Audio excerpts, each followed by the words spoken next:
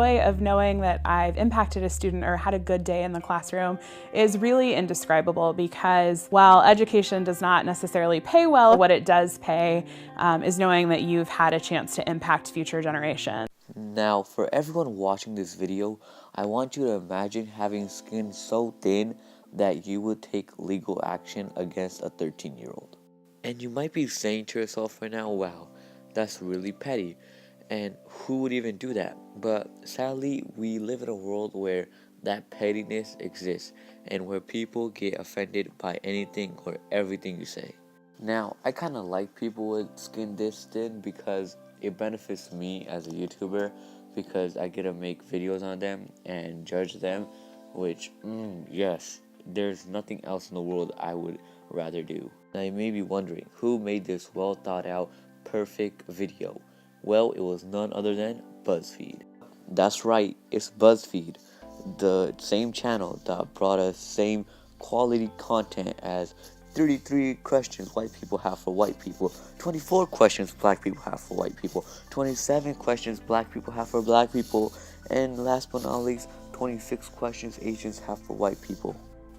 Personally, I'm still waiting for 26 questions toasters have for white, Asian, Native American, transgender aliens. What type of relationship do you have with your students? I really care that we accomplish whatever we're set out to do, but I'm also the first teacher to volunteer to get a pie to the face or an egg cracked on my head, like whatever it is to reward students. One of the highlights of my job is the fact that I probably laugh, cry, like at least once a day, because teenagers are funny, and if you let them be funny, they're really fun. My name is Amy Estes. I'm an 8th grade English teacher. I've been teaching for about 12 years now. How the school system failed to protect you? Protect you from what? 8th graders? Look, Amy, is that your name, Amy? Okay, yeah, right, okay. Amy, look, I'm in 9th grade, which means I passed 8th grade, okay?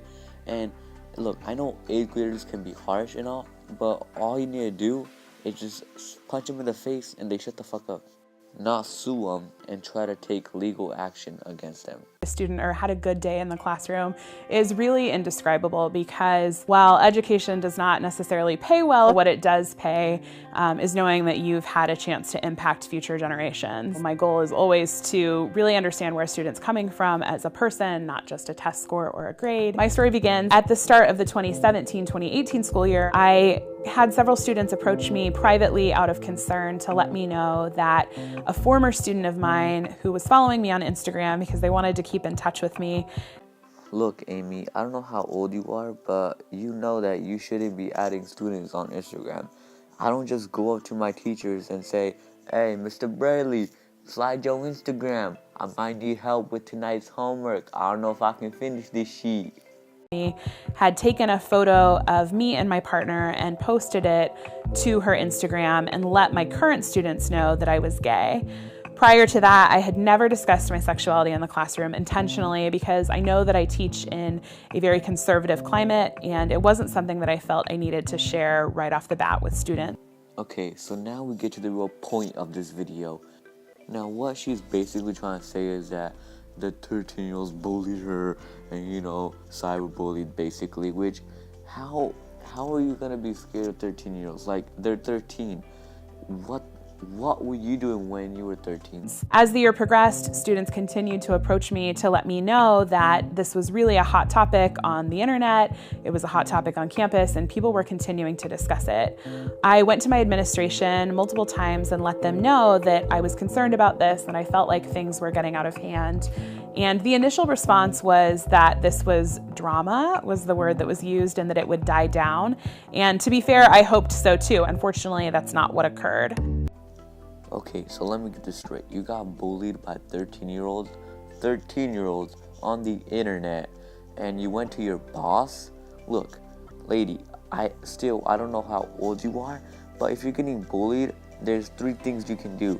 1, turn off your computer.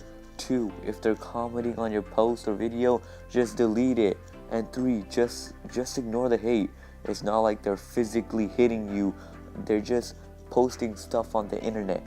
And let me remind you, you're the teacher. Give them consequences. Like, for every time they roast you, that's 15 points off their grade.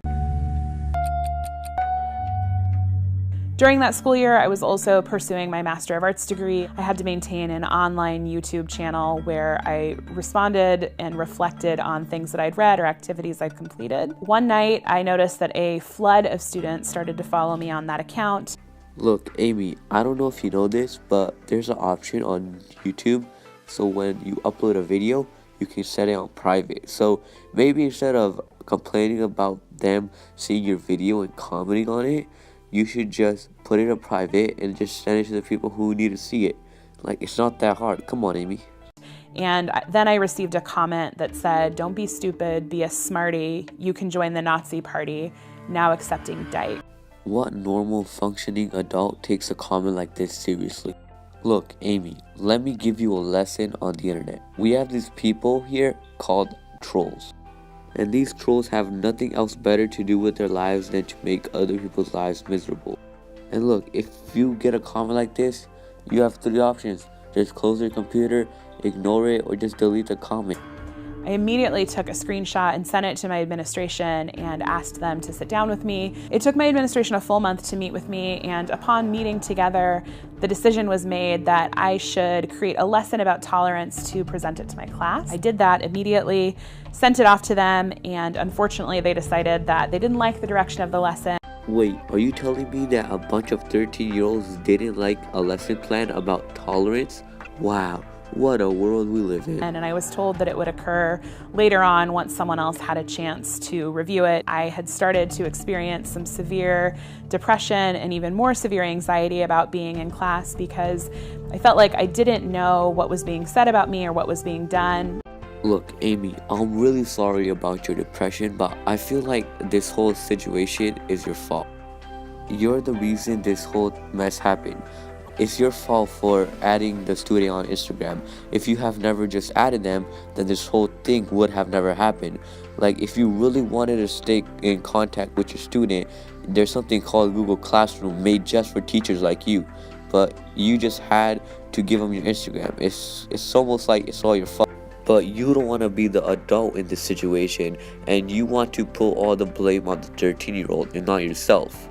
And I also felt like I wasn't being supported or kept safe the way that I believe I deserved to.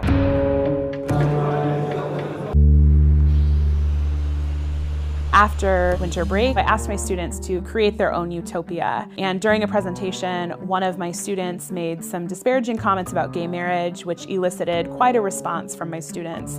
A lot of excitement and looking at me and definitely awaiting a reaction. Well, yes, Amy, they're 13-year-olds trying to get a response out of you. They're 13.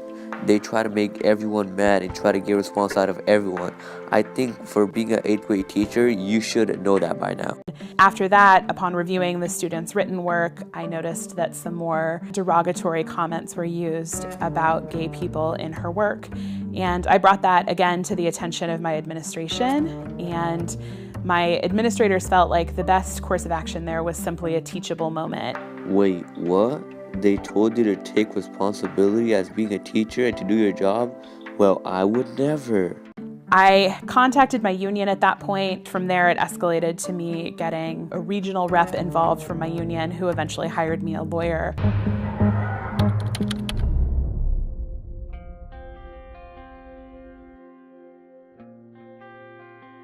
I haven't been in the classroom since January, and I would say that there are two things that I miss the most. First and foremost, I really miss my colleagues. I'm lucky to work with some incredible educators. In terms of students, I'm very sad that I didn't get to read Fahrenheit 451 with them or be there for their 8th grade graduation. It was really challenging for me to miss out on both of those things. Look, if you miss your students that much, then maybe you shouldn't have taken legal action against a 13-year-old for cyberbullying you and giving you verbal threats. Like, they're 13. How much times do I have to say it?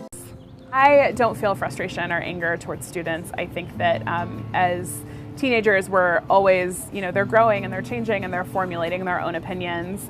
The onus really lies on the adults in the system to do better, and that's what I feel most disappointed in. I don't even feel anger towards the adults in the situation. I think that, my ultimate hope is that everyone learns and grows so that we understand that the next time a situation like this occurs, we create a culture where it just isn't accepted and doesn't happen again.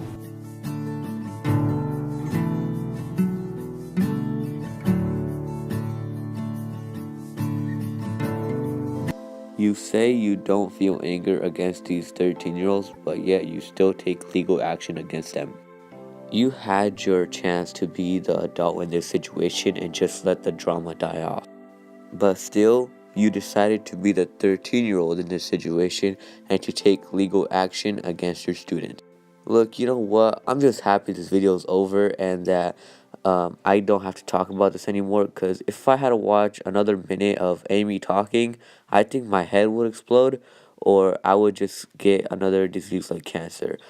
And don't mind that I said another. Well, yeah, but if you guys enjoyed this video, don't forget to like, subscribe, and leave a comment, and I'll see you guys in the next one. Peace.